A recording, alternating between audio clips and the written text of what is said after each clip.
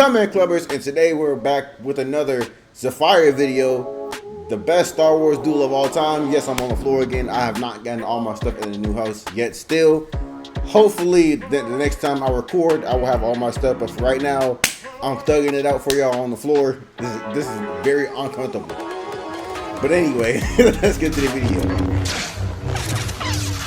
Hold on, hold on. I know y'all see this. You see this right here? This is what you call real hands. As you know, we've covered the best of the best fights on this channel. Yeah. But one franchise I have failed to cover up to this point is Star Wars, baby! It's been a minute. Now, I'm not the most well-versed in Star Wars, I'll be honest with y'all. I've seen damn near all the movies when I was a kid, but I only remember a little taste, a little niggle of any information these movies were about. Even though I do not remember the movies too much, one thing we could all agree on was that these fights were truly elite. Yes, I yes, remember that show. Disney's.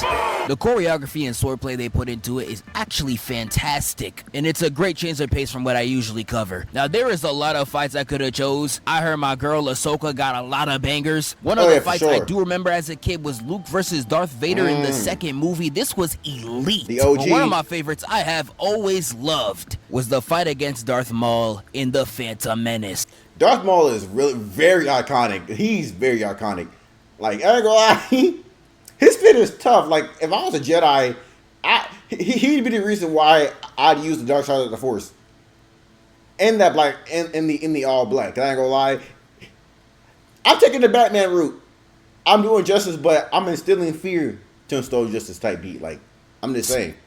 First off, that gotta be the coldest movie title of all time. But this fight, down to the simplest detail, is perfect. I'm gonna break down this fight piece by piece just so you can fully understand the greatness that's here. I'm gonna crack that cranium and fertilize your brain. Right now. But before we get to this complete peak, I have to share something for the first time in this channel's history. First off, follow the... Yep, I'll see y'all guys when he's back to the hands. And we're back. Surfshark for supporting the channel. Now let's get into it. Oh hell nah. Bro was really standing behind the door or a fireman waiting for him to show up. Cause if I remember correctly, this was a war scene. So you're telling me your man getting body bagged and you're just camping behind the door to Aura Farm. And like, this really just remind me of the skit from RDC about Jinwoo, when he always waits for the last moment to save somebody. All right, Piccolo. Shut your lame ass up, nigga. All right, I'm yapping. Let's get back to it. I'm yapping. I'm talking too much. With no words, no plan, and no motive, we see Darth Maul behind the door showing off the fit for no apparent reason. You want to be a part of Opium so bad. But this is Aura Farm and you gotta write down, they was out here guns blazing into every room they entered. But once they saw a real nigga step outside, they immediately stopped in their tracks. Look at his face, he bro. got the Mickey Mouse Rick Owens scent. That unreleased. That is truly what you call aura. Qui-Gon tells everybody to clear out, showing that he wants that ISO. And I real life seen Darth Maul take off his hood dramatically. He was looking like Mario Judah. Oh shit. I will say the Darth Maul was pretty chopped though. To be fair, he's an alien, alright? Alright, you're not gonna expect the alien to look as good as a regular person. Well, then again, that's kind of a matter of opinion, because to somebody else, he looks very handsome. Anyway, off topic. Close up. Are you sweating, my nigga? But all jokes aside, he was clearly not playing. Because I saw him whip out the saber and he revealed 2 blades. And this gotta be the coldest thing I've ever seen as a kid. I can see it, I feel it. He's cooking. I still don't think this design has ever been surpassed. Darth Maul is truly one-on-one, but this is where they get to it. Obi-Wan tries to take him off the top like a barber, only to get denied. Then we get a behind-the-back block. And even in a 2v1, my man's Maul is Weave Nation certified. I'm seeing a weave, triple block. 2 hits on Qui-Gon and another Obi-Wan. You got it. Bro, you got it. If we're jumping you and you're parry, block, weave, counter, and everything, you got it. I'm talking like 5 seconds into the fight and you already got it. Like anybody who's capable of behind the back blocking you It's already out of your league. I'm sorry. Block. My man's Obi-Wan 0 for 3 like you YB in the mirror. No hoes, no money, and no hits. Damn. He out there doing straight cardio like a work wife. 20 sets of wasting your man's money. And when the cameraman zooms out, we see all three clash, flashbanging them. And some of y'all might think that was just some bright colors, but nah. That was Darth Maul showing the IQ. Because when he throws Obi-Wan down, he peeps that Qui-Gon is doing too much to keep up. He's unk now, he don't got that speed no more. And Darth Maul uses the lack of speed to his advantage, while Qui-Gon is still recovering from his last attack, hitting a block and a jump shot kick at the same time. Recovering from his last attack, hitting a block and a jump shot kick at the same time, knocking Qui-Gon out. Hits these very necessary backflips. Yeah, I'm sure that gets the hose. It continues to run the ones. Peep Obi-Wan trying to walk him down too. Little bro thinks we forgot you went 0 for 6. Bro, over being a Padawan or trying to aura farm for no reason. I ain't gonna lie. Seeing this fight reminded me, Darth Maul really liked kicking. Bro, he really like putting feet on people, which is pretty funny to me. He was out there blocking your attacks from behind because you were that sorry. That gotta be embarrassing. Obi-Wan gets blocked 2 times, and this is where Qui-Gon closes in. And this was Darth Maul's greatest mistake. Only a Sith doesn't jump niggas. They start going crazy, but one thing I'm noticing from this fight is Obi-Wan selling the whole bag. This man would be having wide open threes, the easiest layups to get some damage, and he would instead end up twirling around like he's Angelina Ballerina. I can't lie to you, bro. Game's gone. Stop doing all this and put the ball up. And that's exactly why he gets punished. Darth Maul hits him with the top, sending him across the map, leaving Qui-Gon to run the ones by himself. He goes for a low, high, twirl, get out of here. And with the Obi-Wan assist coming, even with this clean little 3-piece, he still gets blocked like trying to shoot at a girl when her friends are around. But nah, Darth Maul really needs a DPOY, Defensive Player of the Year. Oh, yeah. Not only blocking a potential headshot and a sweep at the feet, they were trying to make him lip out the club. He's still able to block both, keep Qui-Gon at bay, and make sure to position himself in a way where Obi-Wan can't even get an attack. I ain't gonna lie, this man's moving sensational. And he was playing this elite defense the whole time, keeping his saber position in a way where he cannot get snuck by either side. Like, nah, bro, he's first team all defense next to Goku, Aang, and whoever it is. I ain't gonna lie. Darth Maul's like spins and twirls. His is the only ones. His is the only like twirls that are justifiable. Because when Obi-Wan and his master do the spins, it's always unnecessary. When y'all can be present again by staying facing forward. Darth Maul is the only person here who has the excuse to be doing that. Because since he has a staff, when he twirls, his blade twirls too to make more space and all that, if you feel like doing that, he's the only one here who has the valid excuse for like spinning around. These two are just wasting shots, bro. You truly love to see it. It's incredible. They corner him, and for some reason, we get a close-up view of the Chop Trio. This team's blacker than Mace Windu with no lights on. I know his breath is a national threat, but when we get back into it, I want y'all to peep this real quick.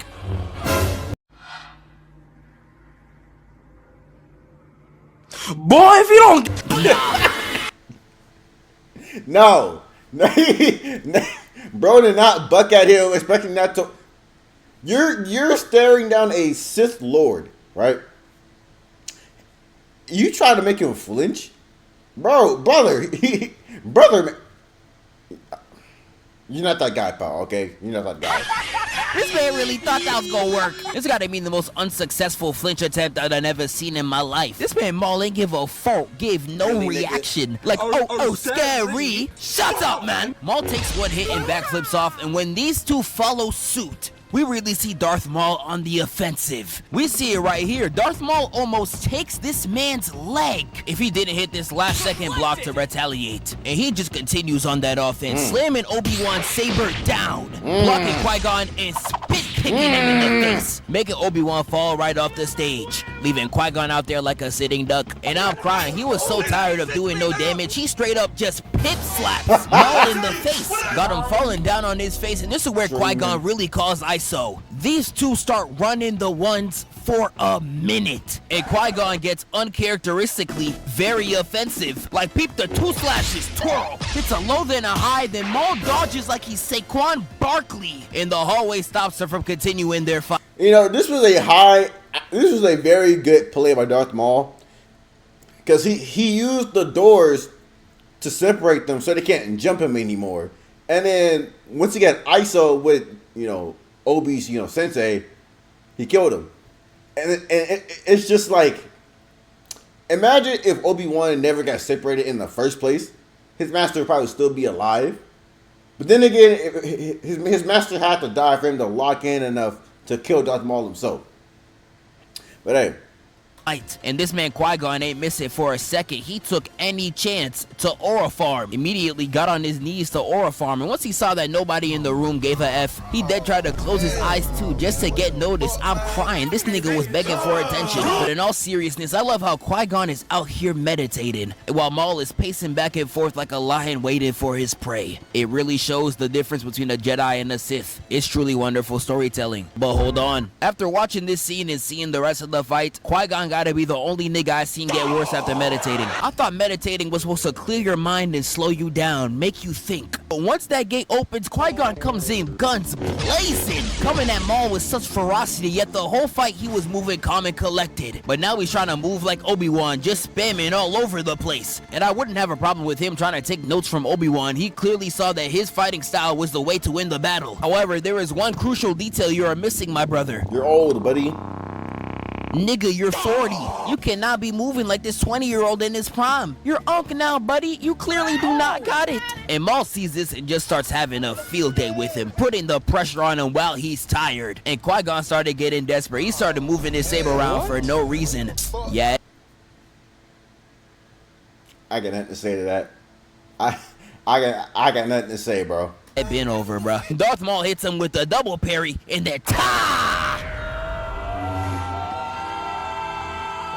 The OSC for this fight is so magnificent, by the way. You know, if this was a shonen, you would have saw Obi-Wan screaming at the top of his lungs being like, and I won't watch this anymore! God damn, nigga! But nah, Obi-Wan just hits the coldest lock-in I done ever seen, immediately calming down and getting ready to run the fade. Literally hyping himself up from behind the gate. He was spinning back on feet the same day. Truly solidified him as a real nigga for me. They both unleashed their blades. Gotta get that get back. Master down, put him in a box. I gotta spin, bro. You're not leaving here alive. I'm sorry. That's teach right there, bro. Anyway. And we get right into it. Right. Obi-Wan hits a dash attack, but Maul hits a hard in step back. We get a low, and Obi-Wan was actually about to go for the head, but Maul was about to go for the feet, no Schneider, causing Obi-Wan to change his trajectory and meet him at Kevin Hart level. We then get a parry, weave, behind the back blow. Okay, that random stray distracted me from the hands that's going on. I got to rewind. Trajectory and meet him at Kevin Hart level. We then get a parry, weave, behind the back, throw down block into a 4-piece blitzing. Yeah, that man aiming at straight ghosts. I'm talking Casper and Hulk Hogan. They ended off with 3 parries and a standoff. These boys and that boxing. first right there was perfect, but Darth Maul goes right back in. Attack behind the back, weave. Here's where Obi-Wan starts moving too fast for Darth Maul to handle, parrying everything in sight, throwing him back, and breaking his saber. Oh, he's locked. That's what I'm talking about! Oh, he's locked, bro. Stop. He's locked. Bro, run it back. This man locked. To handle, locked in. Everything in sight, throwing him back, and breaking his saber. Kicking him down for good measure. You got knocked the f out, man. And this man Obi-Wan moving like Vaughn, a straight menace. Even while that man is down, he still tries to put him to rest, back flipping on top of him. It even tries to slash this man's back while he's running. Now Maul's lucky. If he was Drake with that man-made BBL, he would have been caught. What? Bro, what are you talking about, man? Darth Maul runs away, and this is where he showed me that he is one of the smartest niggas I ever seen on the field. Peep game. Now, Darth Maul sets Obi-Wan up with the trap, getting overly aggressive to get him used to defending. Hitting 3 off the top in quick succession, and goes for a low at Kevin Hart's height. And once he hits his spin move right here, baiting Obi-Wan to already defend. He ain't even know it was a pump fake the whole time just for the kill. Nah, that fake was crazy. Wait, he didn't even hit him. Wait a minute. He ain't even know it was a pump fake the whole time just for the kick.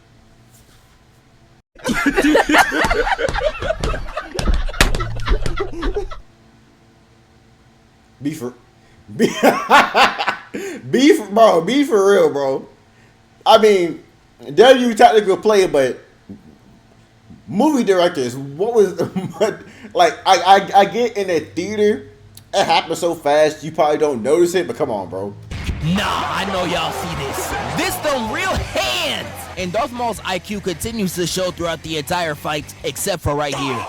After hitting this, it took him 10 minutes to realize, damn, I could just use the Force. And for the first time in this battle since opening the door, he uses the Force to push Obi-Wan off the ledge. And he. You know what I realized? Darth Maul got way more pressed when he was down to this one saber. His skill level is definitely meant for 2. Because once Obi-Wan put him down to 1 saber, his skill immediately fell down to Obi-Wan's current skill level, which is crazy. Because with 2 sabers, he's fighting 2 Jedi's. Yeah, I think Obi-Wan's a pet Padawan. I don't care. He's fighting 2 people at the same time, but he gets 1 lightsaber taken away, and all of a sudden now he's struggling with the student. I don't know. He's looking down like he's Scar from Lion King. I'm surprised he ain't murk him right there. But Obi-Wan does something crazy, using the Force to pull his dead mentor's saber, flipping above him and slashing him right in the waist. That's right, there's a sale at the mall and everything's half off, causing Brody that's it to fall to his doom, leaving Obi-Wan the victor. Yeah, that's it. Anyway, I'm gonna head out. Great video as always. Amazing fight. There was definitely some cells in this fight too, but anyway, trying to get to 1,000 subscribers, so y'all want to help with that. I greatly appreciate it. Like, comment, subscribe, and all that. Link in the description down below as always. And I love y'all. Peace.